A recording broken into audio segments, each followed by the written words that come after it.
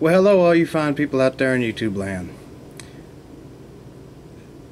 This fine specimen you see here is the Lionel Niel Signature Series Texas Special Passenger Set. Little backstory before we get into the nuts and bolts of this review. This train is based on the real Texas Special, which was a streamlined passenger train. By this version, in 1947, the Texas Special was retrofitted and re-equipped with streamlined equipment to the tune of brand new EMD passenger F units and stainless steel passenger equipment painted to match this gorgeous red and silver livery you see in front of you. It was jointly operated by the Katy Railroad and the Frisco between St. Louis, Missouri and San Antonio, Texas. This passenger train was the pride of the fleet for both railroads, and while all of the nameplates on the cars reflect the Katy Railroad, the Frisco owned a fair amount of equipment that they shared and pooled in conjunction with the Katy Railroad, and in a manner very similar, almost identical to the California Zephyr, which, as a lot of you know, was operated jointly by the Denver and Rio Grande Western, the Burlington Railway, and the Western Pacific. But I digress. That is another story for another time. So let's take a closer look at this set.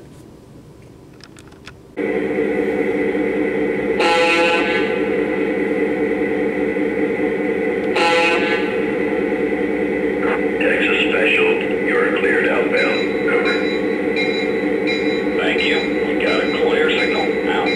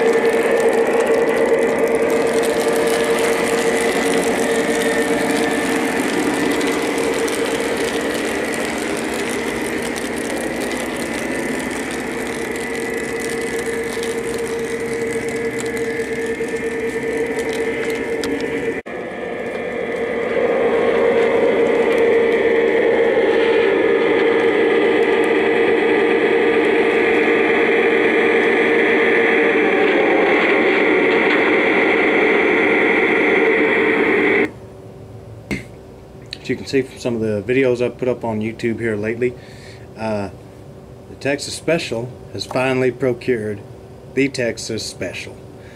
Been looking for this set now for since it was cataloged, and this is the Lionel Niel Signature Series Texas Special. I can't run the entire set, unfortunately. Just powered A unit plus a powered B unit plus all of the cars illuminated is just way too much for my CW80 transformers to handle. So this is what I'm having to live with right now, just running the powered A unit plus the B unit. If I use these F units for pulling freight cars, I can run both powered B units and the unpowered, units just fine. But this is all I get to play with right now in its current state until I can procure a larger and more powerful transformer. But enough about that. Let's do a proper product review on this gorgeous Lionel passenger set. Starting out here, we have a F3 A unit. This is the powered unit.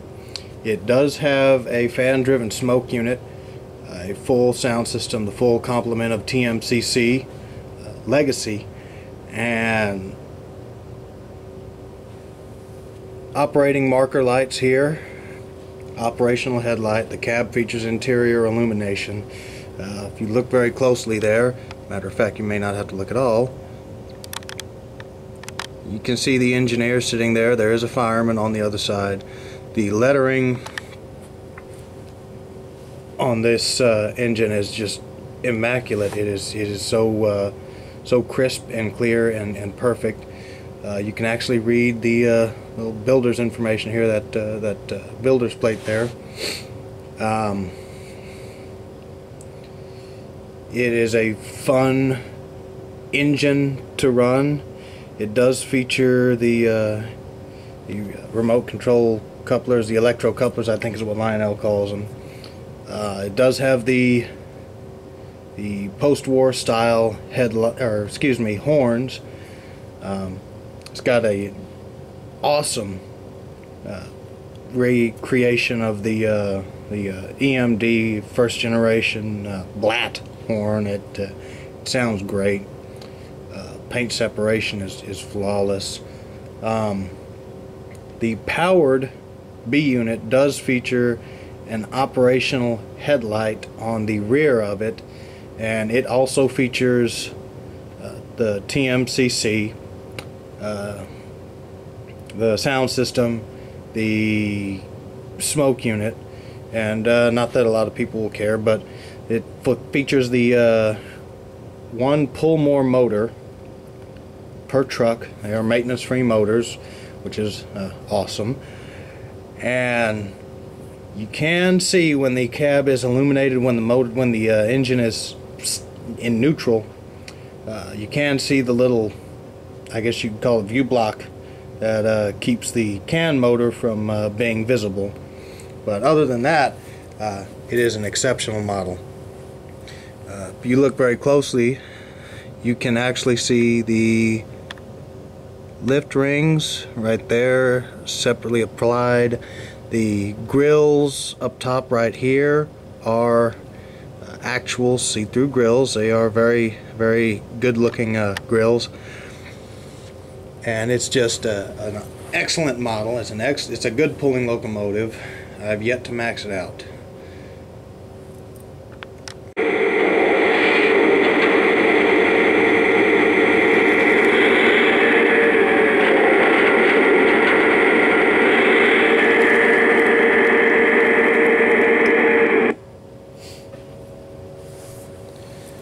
This is the Unpowered B unit. It has all of the same rough features as the A unit. It is not powered, it does not smoke.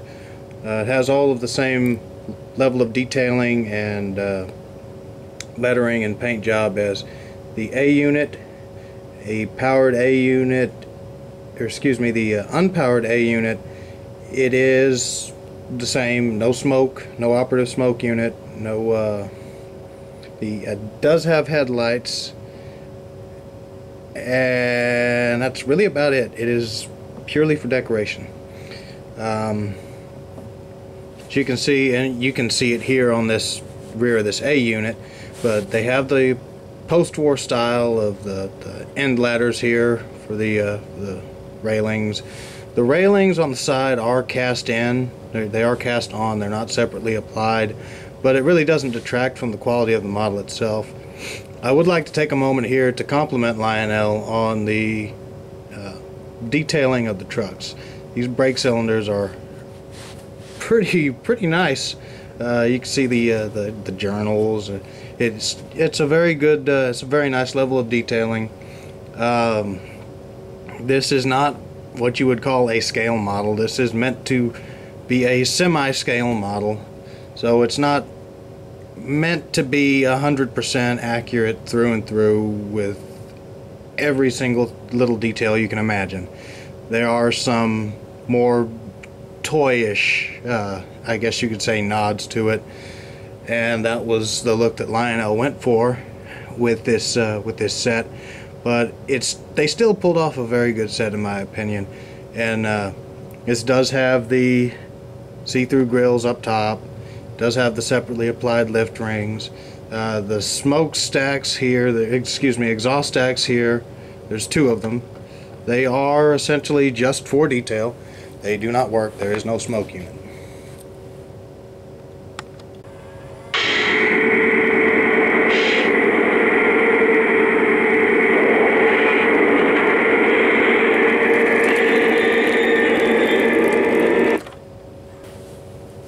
Here we see the baggage car. This car, the doors do work. They do open. They do slide rather easily. And if you look closely on the interior of the car there,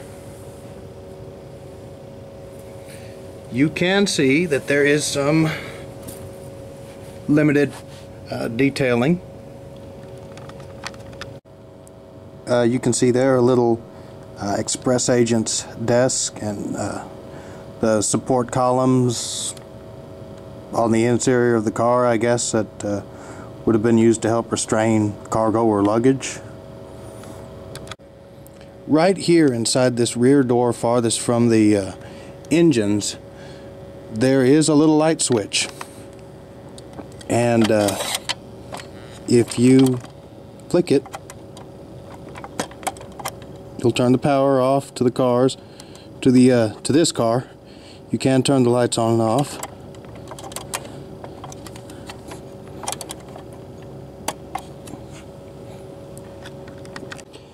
This baggage car is named the Rock Hill.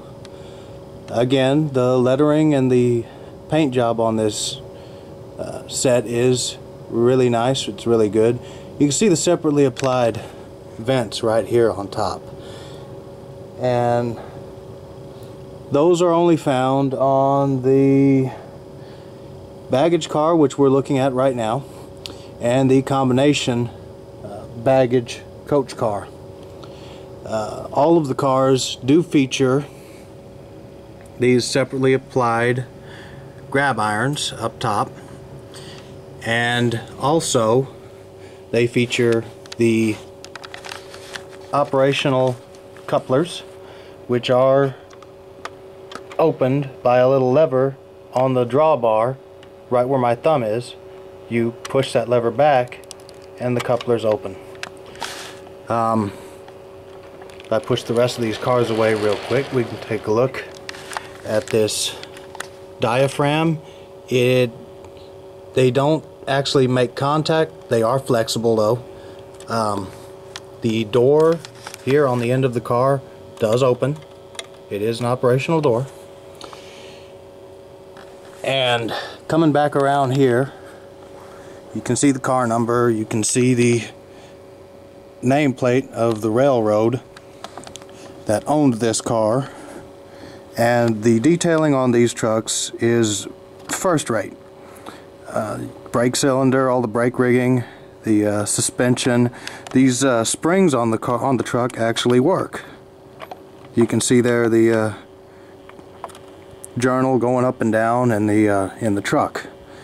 So the Lionel did a very, very good job on this model, on this train set in general, and I've been very, very happy with it. This is my second favorite Christmas present I have ever gotten.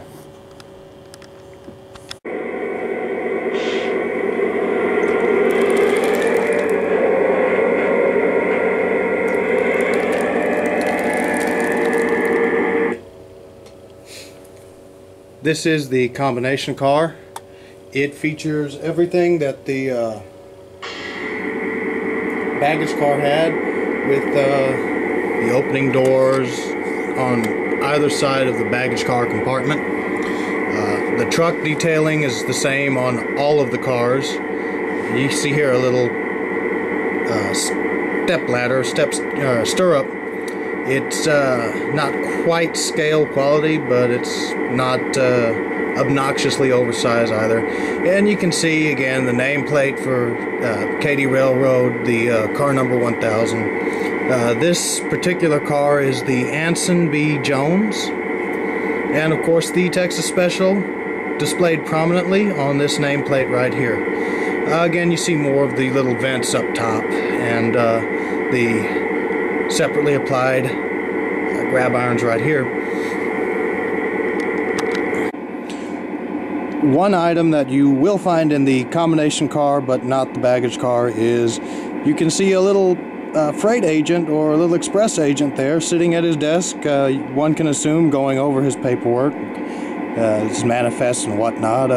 But yeah, you got a little crew member sitting right there, just at his desk in the car.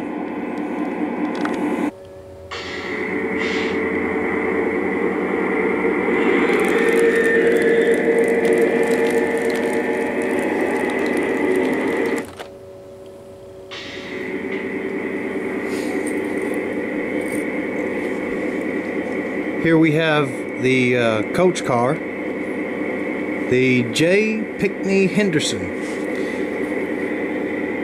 The doors on the end vestibule, they don't work. The door on the very end of the car at the diaphragm, that does work, but not the doors on the outside. Some rough vent detail, it is separately applied. This separately applied hand railings,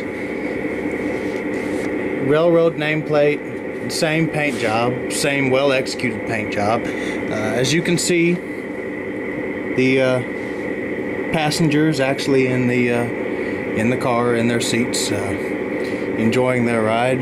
This car does feature some extra details down here on the underframe. Generator for the air conditioning, tanks, air tank, fuel tanks, what have you. Very well detailed car, very nice model. And again, as I said earlier, the same level of detailing on the trucks as all the rest of them.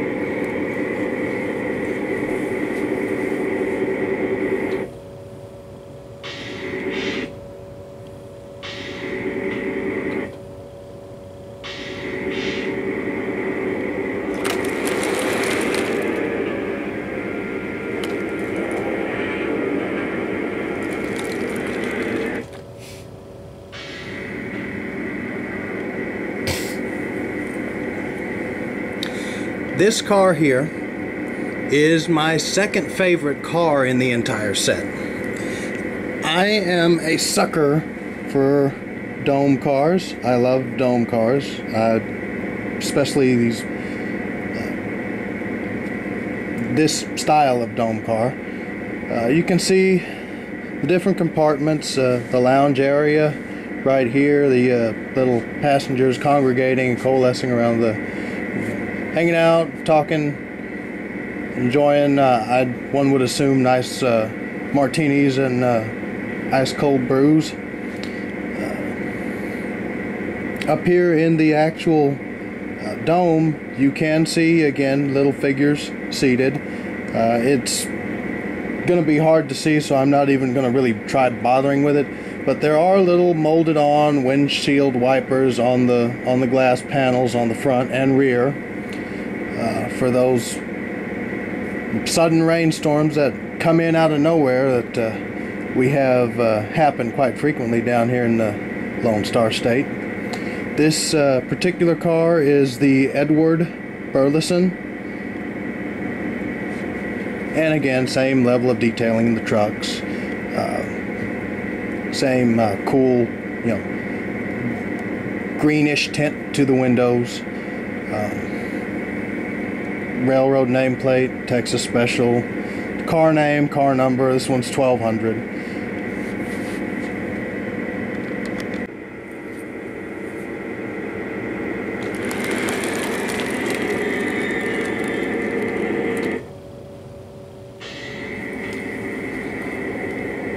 And here we are, the final car in the set, the Motel observation car. This is the Stephen F. Austin. Again, inoperable vestibule doors. detailed lavatory, detailed interior, complete with passengers. The underframe details, as you can see here. Operating door on the end vestibule, the flexible diaphragm that, again, unfortunately they don't make contact, but operating couplers, the separately applied hand railings or the grips here on top, the vents. Now, the reason this is my absolute favorite car in the entire set is this set actually features an illuminated drumhead and marker lights that are operable on the rear of the car. So here it is, the literal conclusion of this review and of this train. You can see the illuminated drumhead right here, this little rear headlight right here. These marker lights are unfortunately only for decoration here on the rear of the car, the red marker lights. But overall, this is a very well done set, and I just especially love that drumhead. It is such a cool feature on this set, and it just wraps it all up with a nice pretty little bow. I hope y'all enjoyed this review, and thank y'all for watching. Thank y'all so much for the support y'all give my channel. I really appreciate it, and I hope y'all enjoy the content. Happy rail fanning, y'all.